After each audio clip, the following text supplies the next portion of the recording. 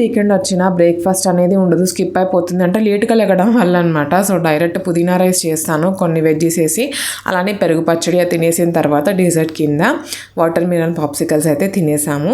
Evening snack వచ్చేసి 4-5 ఆ టైంకి అయితే దానిమ్మకాయ గింజలు అలానే కివీ తీసేసుకున్నాము. యాక్చువల్లీ మార్నింగ్ కొంచెం రైసే ఉన్నాను. ఏంటంటే ఈవినింగ్ ఫ్యామిలీతో బయటికి వెళ్దాము, బయట తిందాం అన్నట్టుగా అనుకున్నాం. సో ఎక్కడికి ఏంటంటే ప్లాన్ అయితే లేదు. ఇంకా కథా రెస్టారెంట్ కెఫేకి అయితే వెళ్ళామన్నమాట. సో గుర్తుపెట్టుకున్న రేట్లు కానీ ఇవి అసలు ఏం చెప్పామో కానీ గుర్తుపెట్టుకునే అంత టేస్ట్ లేవు.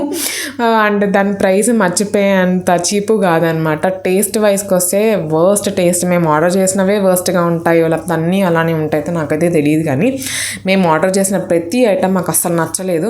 నచ్చింది 2 నచ్చాయి. ఒకటి బర్గర్లో ఇచ్చిన ఫ్రెంచ్ ఫ్రైస్ ఒకటి బాగున్నాయి, అలానే ఆ మిల్క్ షేక్ బాగుంది. మిగతా అన్నీ వరస్ట్ అండి.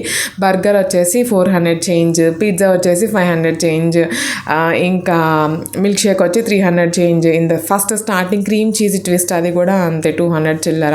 మొత్తానికి బిల్ అయితే వాసిపోయింది. అంటే బాగుంటే ఇంకా ఎక్కువ ఆర్డర్ ఇచ్చేవాళ్ళేమో.